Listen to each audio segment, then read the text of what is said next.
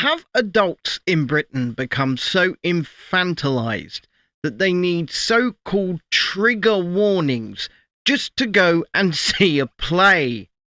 I ask that question in all seriousness because apparently some theatres and productions seem to think that we have. Take a look at this article from the Daily Fail. Theatre bosses slap a trigger warning on My Fair Lady production for its depictions of high society Britain, classism and sexism in Edwardian London, almost as if it was a different time back then.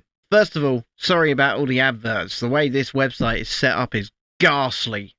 But it's a classic musical adored by generations of theatre-goers, but theatre bosses staging the latest revival of My Fair Lady were so concerned it may upset some members of the audience that they attached a trigger warning to the show. Who is this upsetting? And if it's going to upset members of the audience, why are those members of the audience choosing to buy a ticket?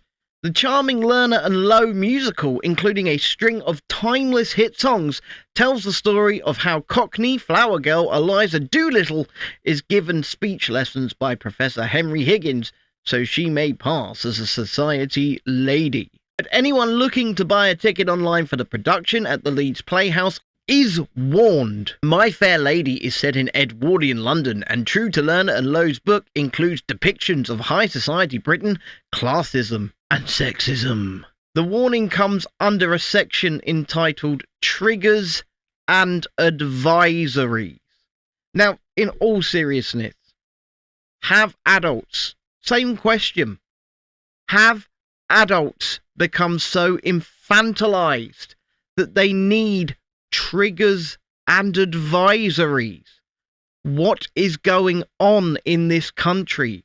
It's almost as if to suggest that people no longer have the cognitive capacity to understand that things in different times were different. And regardless, it's a fictional play.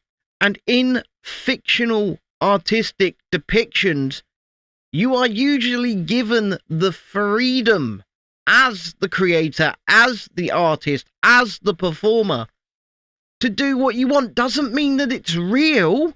It's like comedy. Most of the jokes comedians tell, even if they're sexist, aren't real. It's not really how they feel. They're jokes. They're fictional stories made up by the comedian to elicit a response from the audience. Sometimes they want to get shock. Sometimes they want to get laughter. And oftentimes they want to get a mixture of the two. The Daily Fail continues.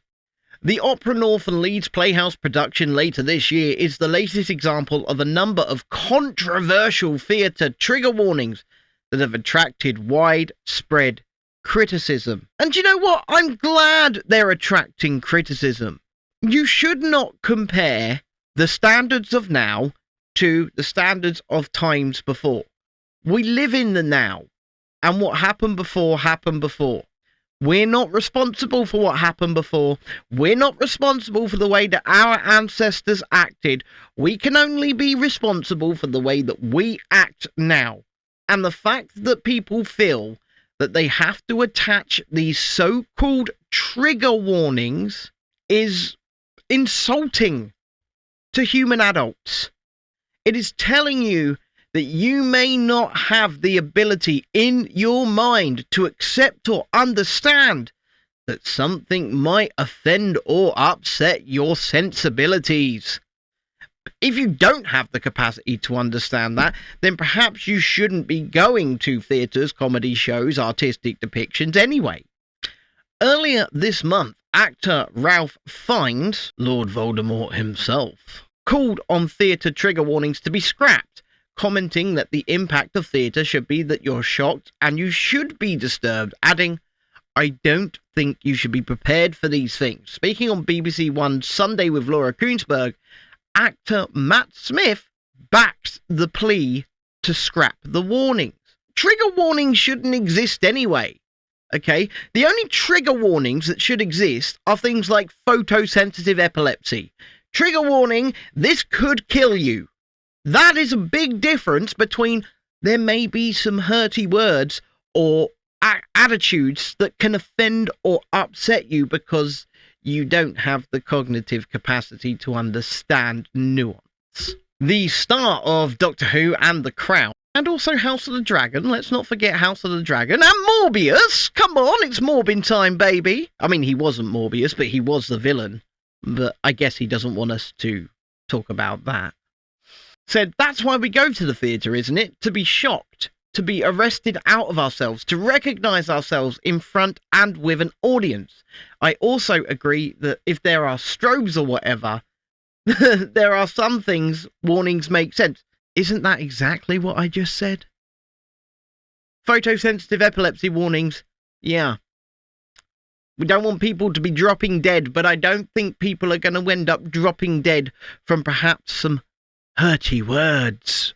But I worry sometimes that we're moving towards a sort of sanitised version of everything, and we're stripping the danger and the invention and ingenuity out of everything. Isn't art meant to be dangerous? Well, that's a very good question, Matt. That's a very good question indeed, and I would suggest, yes, art is meant to be dangerous. It's like I always thought that was one of the great things of doing Doctor Who, is that you scare children, but in a controlled way. But you did scare them. I mean, imagine going to kids watching Doctor Who. By the way, this might scare you. No, I'm not into it.